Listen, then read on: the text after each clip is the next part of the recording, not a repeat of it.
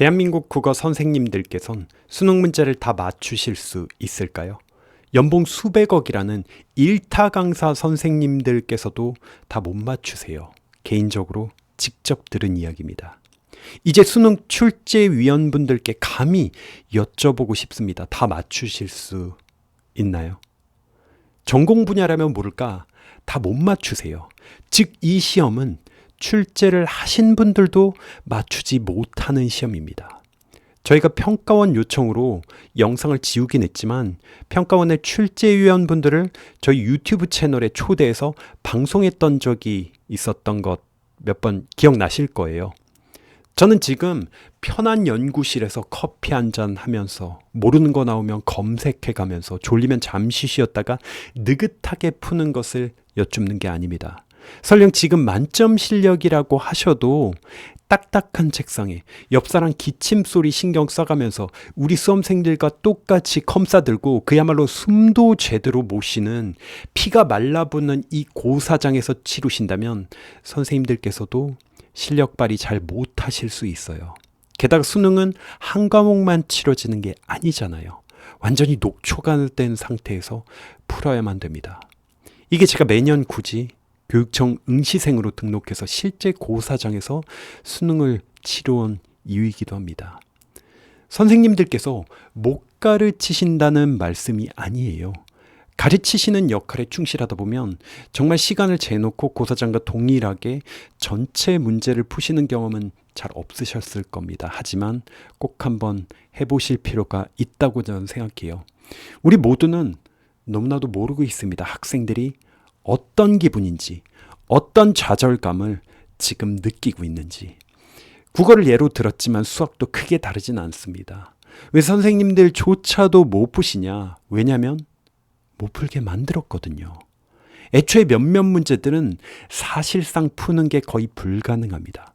변별력을 가져야 하니까 꼬고 또 꼬고, 그래서 학생들이 미래에 만날 일조차 없고 써먹을 일도 없으면서 심지어 마이너스가 될 수도 있는 시험 문제가 지금 제작되고 있습니다. 어떤 경우는 운이 좋아서 아는 지문이 나와서 겨우 풀 수 있어요. 다 틀리니까 이걸 찍어서 맞추면 배점이 더 높고 그야말로 대학이 달라집니다. 이건 운이죠. 우린 고등학교건 대학교건 쉽고 명쾌한 글을 써야 한다고 배워요. 하지만 시험은 일부러 안 쉽고 안 명쾌한 글로 테스트가 진행되고 있습니다. 제가 대학 시절 글쓰기 수업에서 가장 기억에 남는 것이 쉽게 써라. 특히 이공계 출신들은 너무 어렵게 쓴다. 읽는 사람이 읽고 바로 이해되는 글이 최고다. 이 기준에 의하면 수능의 몇몇 지문은 그야말로 어렵게 쓴 좋지 않은 글입니다. 즉, 배우는 것과 시험이 정반대인 거예요. 물론 이런 생각을 하실 수도 있습니다. 쉬운 문제도 있지 않냐. 모든 문제가 그렇게 괴물처럼 나오는 것도 아닌데 왜 호들갑이냐 라고 생각하실 수도 있습니다. 아니요, 그 몇 개 문제 때문에 학생들은 재수를 하고 삼수를 하고 수천만 원가, 그리고 그보다 더 소중한 시간을 써야 됩니다. 쓰잘데기 없는 것이 출제되고 있고 그것이 학생들을 불행하게 만들며 학부모들의 노후를 파괴시키고 출산율을 떨어뜨리면서 우리 모두를 힘들게 하고 있습니다. 그런데 여러분, 더 큰 문제는 뭔지 아세요? 이 현실을 적어도 제가 아는 바로는 모르는 사람이 없습니다. 출제위원도 이게 비정상이라는 걸 잘 아세요. 학교 선생님도 아세요. 교육부도 알고 정치인도 알고 학원 선생님도 알고 대학생도 모두가 다 알고 있습니다. 그런데 각자 다른 이유로, 돈이 더 잘 벌린다는 이유로, 혹은 어차피 안 바뀐다는 이유로, 혹은 우리 애는 이제 입시 끝났다는 이유로, 아니면 그냥 귀찮다는 이유로 우리 다 같이 지켜만 보고 있습니다. 그리고 고위 공무원 분들조차, 심지어 서울대 교수님들조차도 저에게 물어보세요. 우리 애는 어떻게 공부시켜야 되냐고. 요즘 수능 왜 이렇게 어렵냐고. 지금 우리 애 이제 큰일 났다고. 제가 전에 이런 댓글을 본 적이 있어요. 강성태야말로 대한민국에서 수능 점수 제일 잘 읊어먹은 사람 같다. 사골도 이 정도로 우려먹진 않겠다고요. 그걸 보고 제 기분이 나빴을까요? 아니요. 맞는 말이잖아요. 제가 수능 망쳤으면 공신 별명 얻었을까요? 수능 없었으면 납세 표창 받는 소위 일타 강사가 됐겠어요? 수능 시즌엔 그야말로 모든 방송국에서 저랑 인터뷰를 하려고 줄을 섭니다. 분단위 초단위로 움직여야 돼요. 제가 수능 주관식 정답을 예측해서 맞추기도 했었거든요. 그래서 수능이 임박하면 문제뿐만 아니라 심지어 정답을 예측해달라고 여전히 요청이 쏟아집니다. 그런데 제가 돌연 활동을 중단했어요. 2년간 사라졌었고 이제 지금 막 활동을 다시 시작하려고 합니다. 돈만 생각했다면 중단해서는 안 되겠죠. 돈은 물론 중요하지만 그게 전부일 수는 없잖아요. 그리고 무엇보다 세상이 바뀌고 있잖아요. 제가 챗 GPT 출시 2년 전부터 GPT를 사용하게 된 이야기를 말씀드렸어요. 첫날 너무 놀라서 거의 밤을 샜습니다. 그때 제 생각이 다 끝났다. 인간의 시대가 끝날 수도 있겠다고 생각했습니다. 이 정도면 나도 쓸모가 없어지는 거 아닌지. 당시 저는 영어 참고서를 내고 있었고 AI가 책도 충분히 쓰겠다는 확신이 들었어요. 그래서 1년간 작업을 해서 나온 책이 여러분께 제가 강의도 했었던 66일 영어 회화입니다. 챗GPT 나오기 1년 전에 출간이 되었어요. 제가 예상했던 것보다 책이 훨씬 완벽했습니다. 감사하게 가장 많이 팔린 영어 회화책이 되었죠. 하지만 저는 세상이 거의 뒤집히는 느낌마저 들었습니다. 앞으로 펼쳐질 미래를 과연 우리가 감당이나 할 수 있을까? 지금 변질된 수능 한 문제 더 맞추려는 이 노력이 혹시라도 부질없는 짓이면 어쩌지? AI 시대, 심지어 특이점을 앞둔 이 시점에서 내가 학생들에게 말해주고 있는 이게 100% 맞는 것인가? 제 스스로 확신이 들지 않았고 중단을 결정하게 되었습니다. 확신이 들기까지는 돌아올 수 없겠다. 이미 계약된 거 외에는 어떤 방송에도 나가지 않았어요. 저희 애들을 제가 실험 대상으로 쓰는 기분이라 미안하지만 아이비 학교에 보내보기도 했었고요. 만약 지금이 10여 년 전이라면 제가 AI를 접하지 못했다면 아마 이런 수능의 문제점을 받아들일 수 있었을지도 모릅니다. 아니, 문제점 자체를 못 느꼈을지도 모르겠어요. 하지만 지금은 AI가 인간을 대체하는 걸 넘어서서 인간의 지능을 초월하는 그 순간입니다. 지금 구글, 페이스북, 인스타그램 이런 서비스들이 전 세계에서 제일 잘 나가죠. 이런 미국의 테크 기업들이 작년에만 무려 26만 명을 해고했습니다. 골드만삭스는 10년간 일자리 무려 3억 개가 소멸된다고 했어요. 왜 자꾸 전문가 분들은 AI 혁명이 일어나도 산업혁명처럼 새로운 일자리가 새로 생길 거라고 말씀하시는지 저는 이해가 잘 되지 않습니다. 설령 새로 생긴다 해도 AI와 로봇이 이미 그것을 사람 대신 하고 있을 겁니다. 몇십 년 전 미국에선 담배가 건강에 좋다면서 의사들이 TV 광고까지 나와서 홍보를 하던 시절이 있었습니다. 지금은 우리가 다 알고 있어요. 초등학생들도 그 광고가 정신 나간 짓이라고 생각할 수 있습니다. 그런데 미래의 우리 후손들이 우리의 교육을 그렇게 생각하지 않으리라는 보장이 있을까요? 아마 AI에 익숙한 우리 후손들은 객관식으로 시험을 봤다는 사실조차 받아들이지 못할 거예요. 아니, 그렇게 시험을 치르면 찍어서도 맞출 수 있는데 그게 어떻게 공정한 시험이냐고 할 겁니다.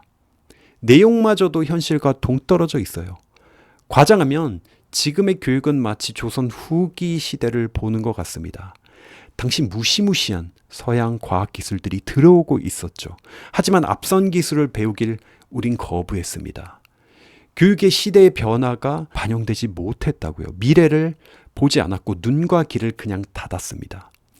여전히 그 당시 학생들은 하늘천 따지, 그걸 못 외우면 회초리 맞아가면서 각종 허례허식 외우는 그게 교육이었다고요. 반면 일본은 서양 기술을 배우는데 어마어마한 예산과 에너지를 쏟아부었고 그 결과는 두 나라의 미래가 어떻게 되었는지 우린 너무나도 잘 알고 있습니다. 지금 모든 전문가분들이 예외 없이 하나같이 교육이 현실과 기술의 속도와 동떨어져 있다고 말씀을 하고 계세요. 그렇다면 우리의 미래는 과연 어떻게 될까요? 조선 후기처럼 되지 않으리라는 그런 보장이 있을까요? 교육이 바뀌어야 된다고 모든 리더분들이 말하고 계세요. 바꾸긴 바꾸죠. 어떤 식인지 아세요? 여러분, 수능 문제가 괴물이 된 이유 중 하나가 뭔지 아세요? 수능을 폐지하자는 의견들이 나오기 시작했어요. 자격고사화 하려는 움직임도 있었죠. 취지는 아주 좋습니다. 학생들의 부담을 줄여주자. 그래서 수능을 쉽게 만들기로 했습니다. 문제 수를 줄였어요. 그리고 범위도 줄였습니다. 단원들을 하나둘씩 빼기 시작했어요. 또한 필수 과목들은 선택하도록 바꾸면서 범위가 더 줄어들게 되었죠. 지금 탐구는 그래서 단 2과목만 하면 됩니다. 게다가 한국사와 영어는 절대평가가 되었죠. 전반적으로 문제도 쉽게 내야 됐습니다. 그런데 수능을 이렇게 쉽게 만든다고 전부 모든 문제를 쉽게 낼 수가 있나요? 너무나도 당연한 거지만 다 100점 받으면 학생들은 어떻게 변별이 될 수 있나요? 냉정하게 말하면 입시는 한마디로 줄 세우기입니다. 누굴 떨어뜨려야 되는지 가슴 아프지만 정해야 돼요. 이런 상황에서 변별을 해야 되니까 몇몇 문제만이라도 미친 듯이 어렵게 출제할 수밖에 없었던 겁니다. 이 문제들이 괴물이 되는 건 어쩌면 이미 어느 정도 예견됐던 일이었어요. 꼬고 또 꼬아서 출제를 하는 것도 정말 보통 일이 아닙니다. 출제위원분들은 욕은 욕대로 먹고 정말 힘들어 하세요. 수능을 쉽게 만들려던 그 노력이 오히려 수능을 괴물로 만드는데 도움을 준 것이죠. 바꾸려는 노력은 늘 있었습니다. 하지만 현장의 전문가분들조차도 이해가 안 되는 황당한 시도들이 너무나도 많았어요. 대체 왜 과목마다 선택 과목은 몇 번이나 생겼다가 사라졌습니까? 어떤 땐 영어가, 어떤 땐 국어가 갑자기 A, B 선택하게 바뀌고 이번에 보니까 또 선택하는 게 없어져 있고, 여러분 실험용 지도요, 이렇게 오랜 시간 동안 괴롭힘 당하진 않을 것 같아요. 모든 정치인분들이 그야말로 대통령부터 국회의원 할 것 없이 교육은 100년지 대계라고 말하시는 걸 너무나도 많이 우린 들었습니다. 그런데 현실은 단 한 번도 그랬던 적이 없었던 것 같아요. 다른 급한 이슈들이 많기도 하잖아요. 교육은 좀 놔두고 땜빵만 해도 당장 나라가 망하는 문제 아니잖아요.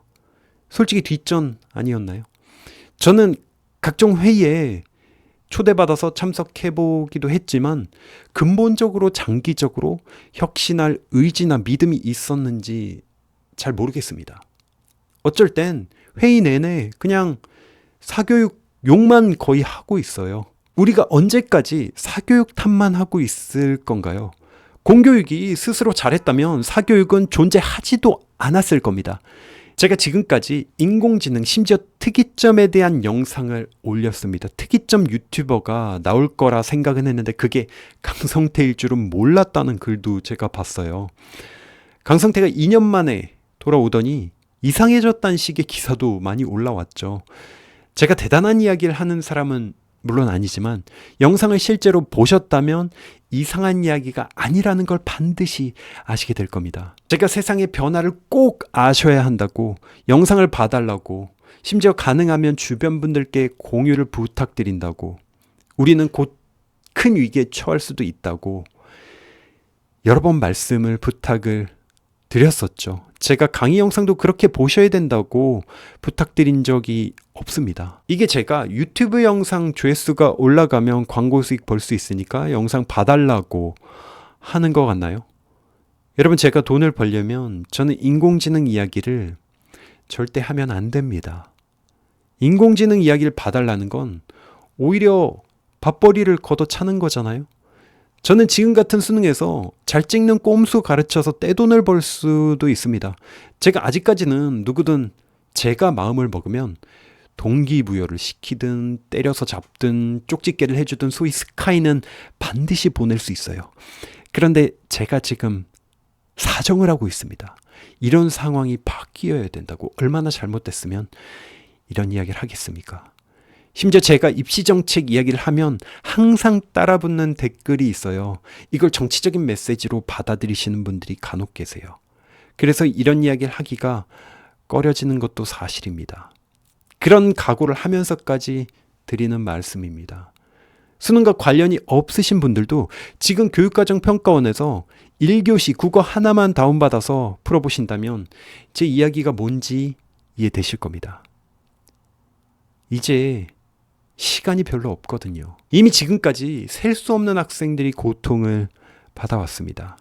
제발 학생들의 노력이 쓸모없는 짓이었다고, 미래에 깨닫고 후회하는 일이 없기를 저는 정말이지 간절히 바랍니다. 또한 최근 과학기술의 변화는 놀라움과 놀라움의 연속입니다. 거의 매주 새로운 인공지능 기술이 쏟아져 나오고 있어요. 그리고 무어의 법칙 혹은 수학 가속의 법칙처럼 그 속도는 더욱 빨라지고 있습니다. 말 그대로 지수함수로 변화하고 있어요.